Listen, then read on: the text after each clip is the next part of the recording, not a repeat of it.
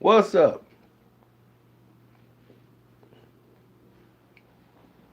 I know it's a bit late for some of you, so the rest of you will watch this on a replay. But for the rest of you in the world, I'd like to say welcome, thank you, and for those overseas who might be up at this time, this is for you.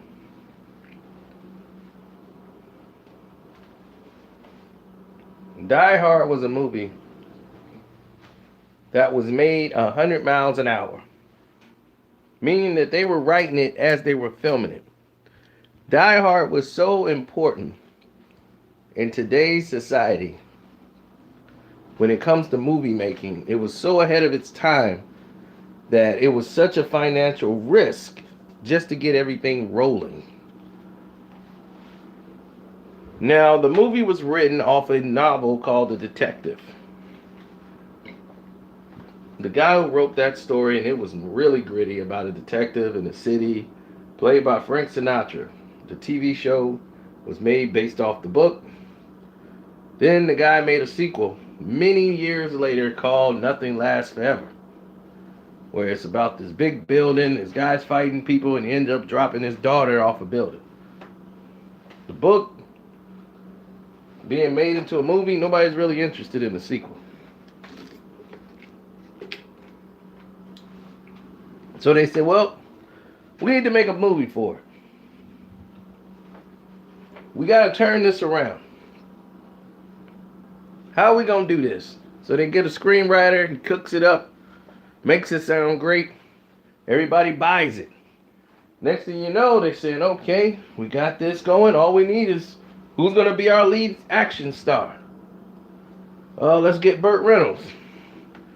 Burt Reynolds, at this point, he didn't seem to like the script. They went to Clint Eastwood.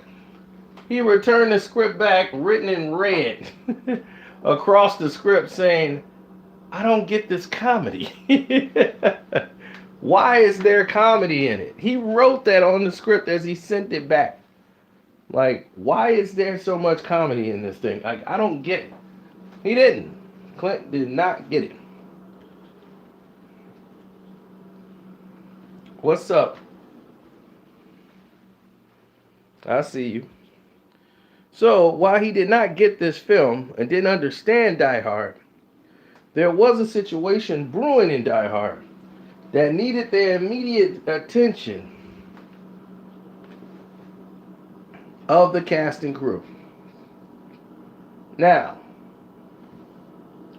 going through this process and procedure, what made it very academic or very elementally put, the movie had reached the snag of we can't find an action star. They even tried to get Schwarzenegger to come in here. Everybody who read the script didn't like it. Even the director. The director did it as a favor of being begged by Joel Silver himself to do it. And he's the guy who directed Predator. He finally agreed to do it. He said, fine, I will do it. Just leave me alone. Okay? Because you keep sending me this thing. I'll do Predator. I'll do this Die Hard movie for you. This is the favor I'm going to do for you. I did Predator.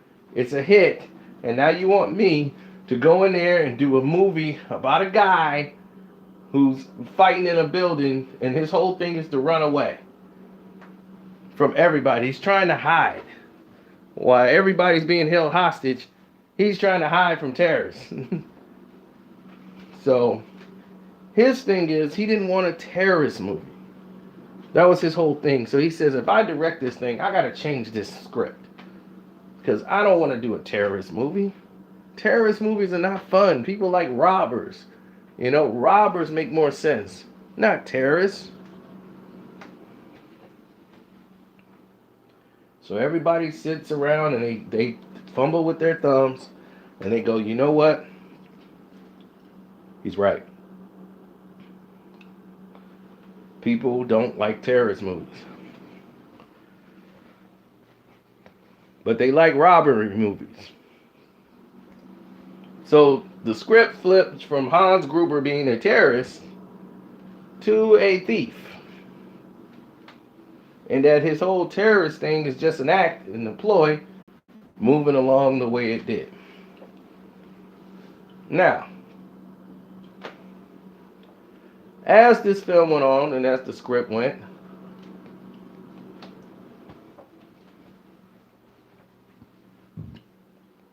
noticeable things were going on. They still don't have actors.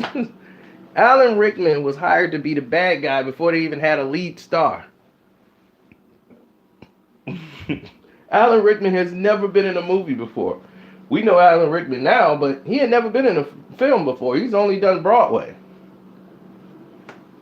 And at this time, there's a guy that's auditioning for this role. And he's reading his script for a police officer.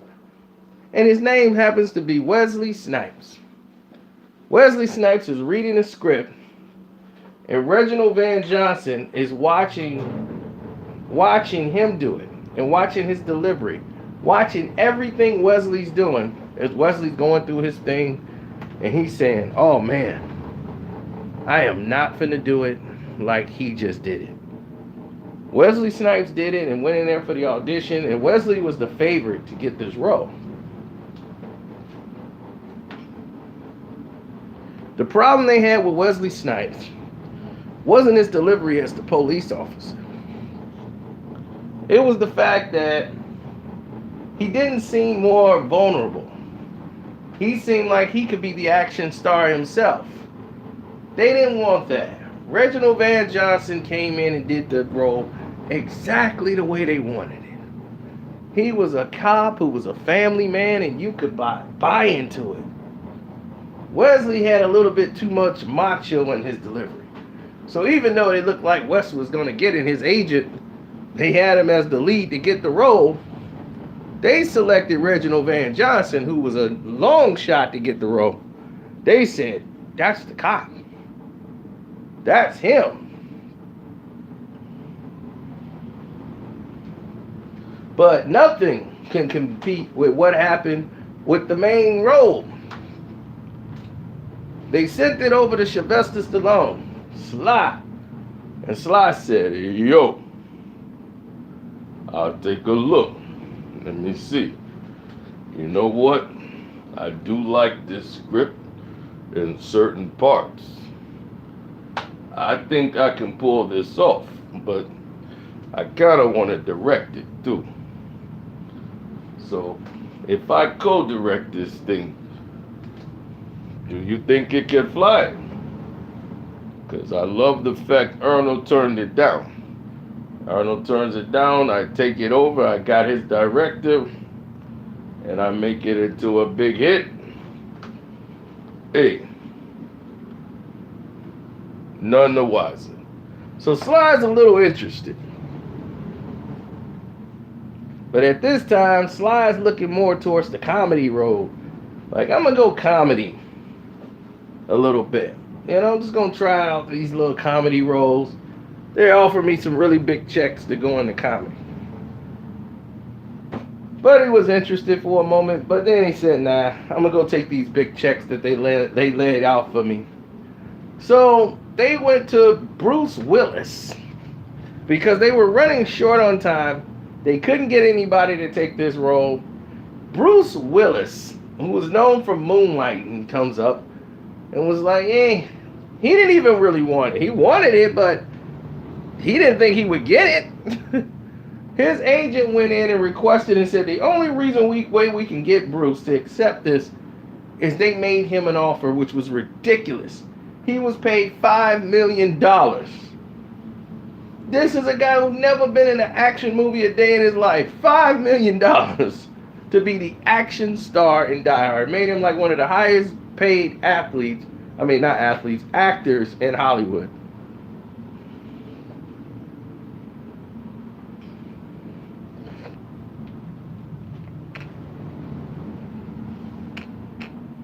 Now, Wesley's out Stallone's out. Willis is in. Reginald Van Johnson's in. So Wesley Snipes pissed. He thought he was going to get this role. Everybody thought this movie was going to bomb because they're not in it. They watched the movie, knew the movie was going to be a hit. They were showing the trailer in the movie theaters. People were laughing at Bruce Willis and booing. They were booing him. So they were scared. They put all this money into marketing him with the poster. So they took him off the poster. They took his face down and they just started promoting the building. You've got to see it for the building. You won't believe it. Die Hard. So the movie was changed from Nothing Lasts Forever to Die Hard. And the movie comes out, it's a big hit. Everybody loves it. Next thing you know, you got Die Hard remakes all over the place. Right? Steven Seagal comes out with it, but nobody beat Wesley Snipes to the punch. Wesley and his agent decided, you know what? If they don't want to make Wesley Snipes a star, hell, we'll make him a star our damn self. We're going to make our own Die Hard. And we'll put Wesley Snipes as the lead character. So this time, he wouldn't be the Reginald Van Johnson character. He was going to do Die Hard better than they did Die Hard. He going to do it on a plane.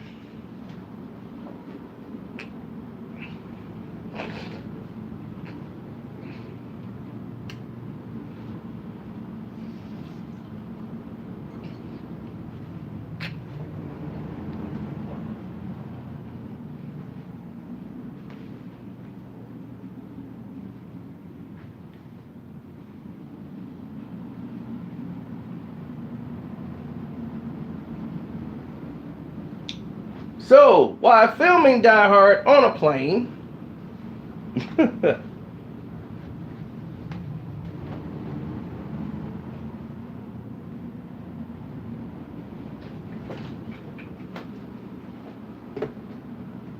naming it Passenger 57. This made the people at 21st Century Fox a little upset.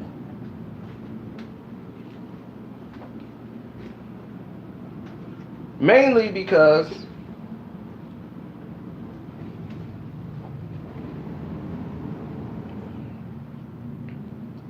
the sequel of Die Hard was already in the works, and they were talking about a plane. The movie script. The next sequel of Die Hard and Die Hard 2 would be on an airplane. So the airport, the airplane. So when Passenger 57 came out and basically used Wesley Snipes as its action star and stole that idea, they were afraid this is going to ruin everything with Die Hard 2, and the rest is history, and it became a war. Now, on top of that, Steven Seagal puts out his Die Hard on a ship called Under Siege. Everybody's milking it. The formula was out. This was the way to do action movies now. It's the same script.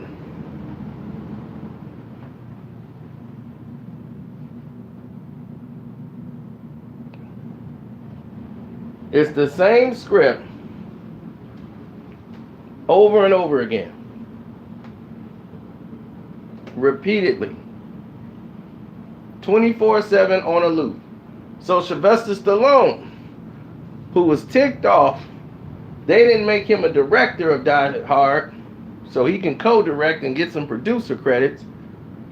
And definitely didn't offer him $5 million for the role. Then Die Hard becomes a big hit, and he wasn't a part of it. Said he's going to do his own Die Hard. But he's going to be hanging off a cliff. And he's going to do his own stunts. Rock climbing. Cliffhanger. I'm going to do my Die Hard.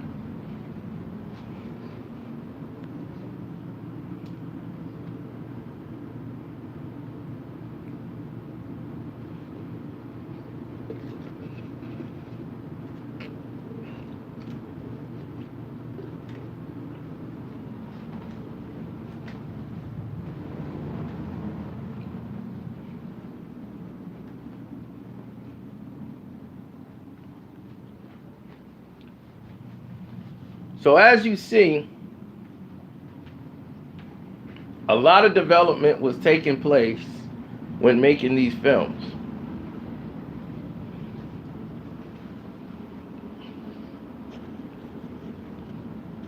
A lot of developments took place to making other films.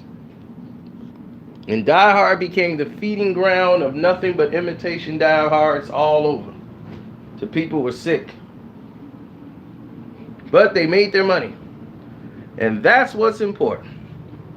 They made their money.